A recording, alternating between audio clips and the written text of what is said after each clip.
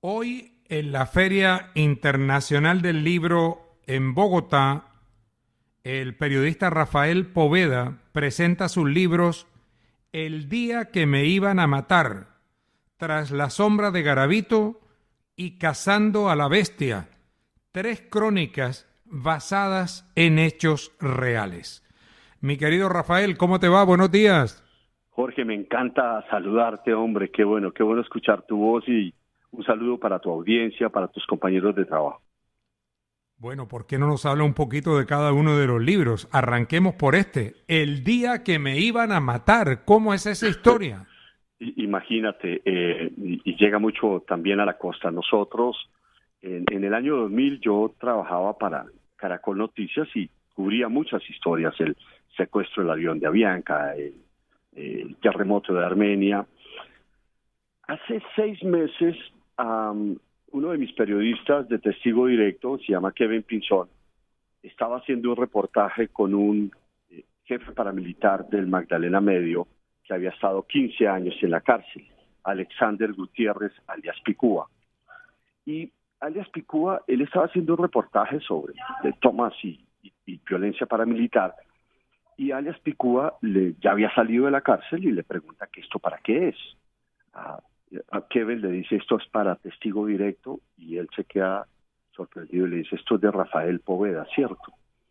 Y dice: sí, cómo no, pues yo a Rafael Poveda lo iba a matar, yo tenía la orden de matarlo. Y bueno, Kevin, curioso, le preguntó qué había pasado, llega a mi oficina y me dice: no sabe lo que me pasó, y me preguntó y me contó todo, y en un principio me dio como mucha curiosidad, hasta como una risa nerviosa, y después me dio como un gran escalofrío de decir: ¿y este tipo me pudo haber matado? ¿Cómo así? Mi hija Valentina no hubiera nacido, tiene 16 años ahora, y mi hijo Martín tampoco. Esto fue en el año 2000. Pues resulta que en el año 2000, en febrero, el presidente Pastrana quería despejar el sur de Bolívar para diálogos con el ELN.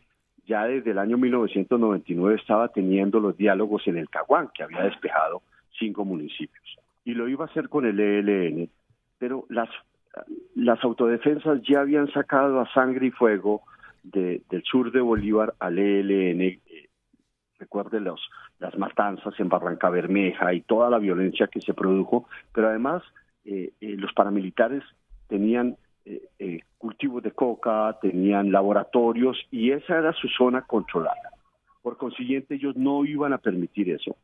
Y llevaron a 7.000 campesinos de diferentes lugares del área a la Y que viene de Ocaña, norte de Santander, a San Alberto Cesar, que es Aguas Claras, en esa famosa y allá colocaron a todas estas personas en cambuches, en carpas improvisadas, y les llevaban comida para que presionaran al gobierno y bloquearan la vía.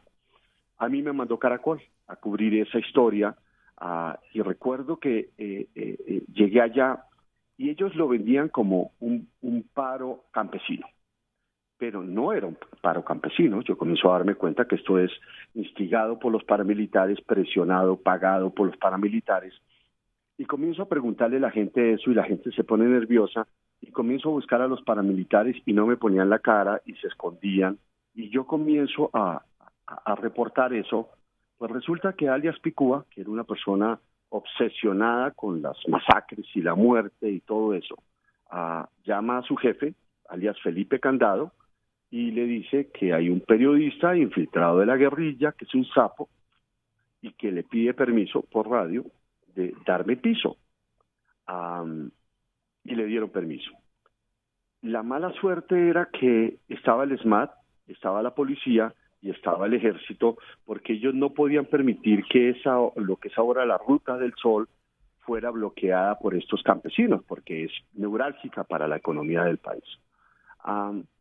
Después de esta presión, Pastrana, y en esa época el ministro del Interior, si no estoy mal, o el negociador era Néstor Humberto Martínez, deciden no despejar el sur de Bolívar, y alias Picúa, porque yo después lo entrevisté, me decía: pues yo dije, ya sé, una vez que no permitamos eso, ya la policía se tiene que ir, el ejército se tiene que ir y yo ya lo podía matar a usted.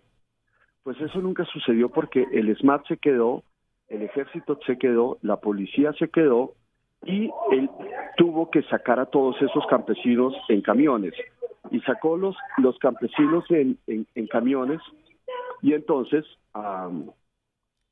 en el último camión en donde él se subió, nos contaba que él estaba al lado del conductor y él miraba por el espejo retrovisor cómo el avión, el camión se alejaba y cómo él me veía por ese espejo retrovisor y me decía, no pude matar a este HP. Y le tocó irse. Bueno, yo no sabía nada de eso, yo no me recuerdo nada de eso. Pues resulta que en el año 2015 me contaba, él estaba viendo televisión en la cárcel, en la Picota de Bogotá, y vio Testigo Directo y me vio y le dice a sus compañeros, uy, ese era el tipo que yo iba a matar. Y ahí dice Rafael Poveda. Comenzó a buscarme para pedirme excusas, pero nunca me encontró. Entonces, esa es la historia del día en que me iban a matar. Y me llama mucho la atención porque yo en un principio iba a hacer un reportaje, pero yo lo entrevisté. Es más, en una de las entrevistas le llevé a mi hijo Martín de 12 años, le llevé a Valentina y los puse frente a él. Y el tipo se puso a llorar. Oye, y le decía, si tú me hubieras matado, ellos no hubieran nacido mi empresa.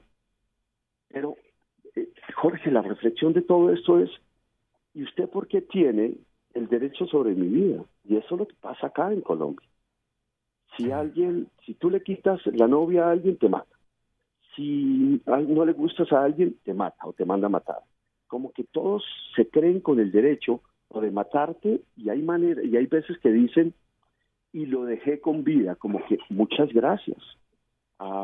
Y por eso dije, esto más que un reportaje de televisión se tiene que convertir en un libro, porque dentro de esas entrevistas que hicimos con él, nos dimos cuenta de toda esa barbarie paramilitar que sucedió en el Magdalena Medio, en Santander, en Barranca Bermeja, en donde él participó.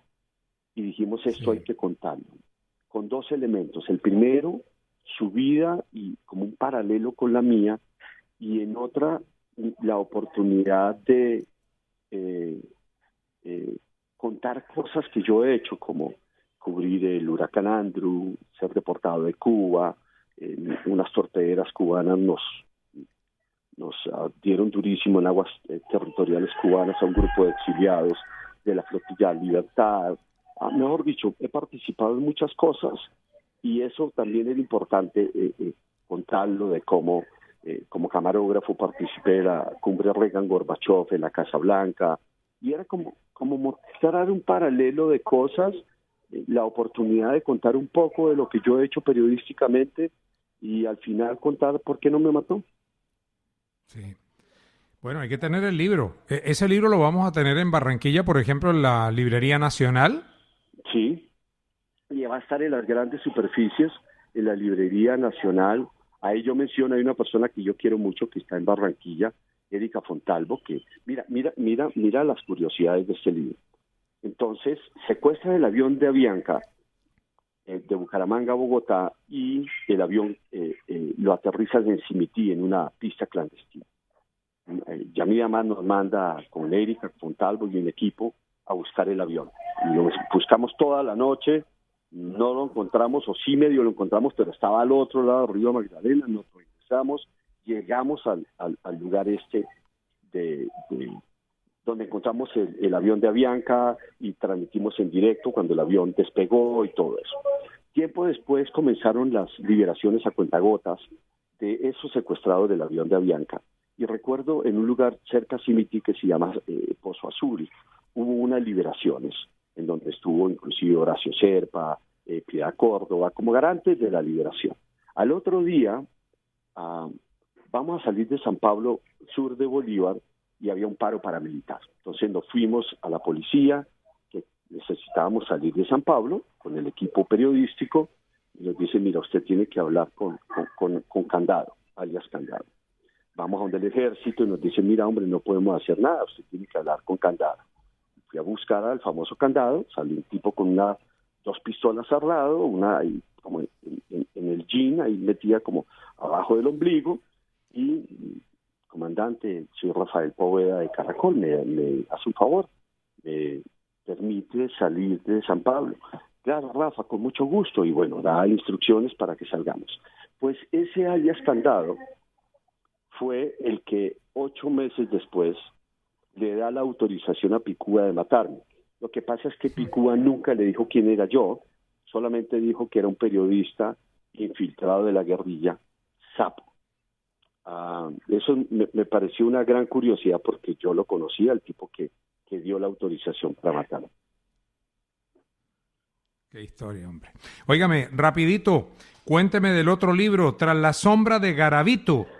Tras la sombra de Garavito y El reflejo de la bestia son 2 libros basados tuve la oportunidad con 2 compañeros periodistas, Kevin Pinzón y también Juan Guillermo Mercado, de entrevistar durante más de 20 horas en la cárcel de la Tramacúa en Valledupar a Luis Alfredo Garavito, durante varias sesiones. Y producto de esto sacamos una novela basada en la vida real, en lo que él nos contó en las investigaciones, que se llama El reflejo de la bestia. ¿Y por qué es una novela? Porque tiene un hilo conductor, tiene personajes, y a través de esto se puede entender mucho mejor toda esta tragedia de Garavito basada en la vida real. Y el otro libro se llama Tras la sombra de Garavito, en donde el personaje principal es Kevin Pinzón, el periodista que te menciono, tenía 18, 19 años en esa época, que por uno u otro motivo Garavito escogió darle las entrevistas cuando él tiene peticiones de diferentes partes del mundo, y Kevin realmente se metió en la piel de este personaje, porque no solamente fueron las entrevistas, las llamadas desde la cárcel, hay veces lo insultaba, hay veces cantaba, hay veces, cierto, y esta persona tuvo que escucharlo y ha estado escuchándolo durante 3 años. Entonces, el personaje de esta crónica novelada de Cristian Valencia, él es la pluma principal, se llama Cristian Valencia, en El reflejo de la bestia, Xiomara Barrera, el personaje principal es Kevin Pinzón, o sea que son 2 libros fáciles de leer, pero muy importantes para entender todo lo que fue Luis Alfredo Garavito, quien asesinó a más de 210 niños en Colombia y en Ecuador. Con algo importante, Jorge, puede salir este año, él ya cumple la pena, y tampoco es como que alguien que cumpla la pena pueda decir, yo me quiero quedar en la cárcel. Qué horror.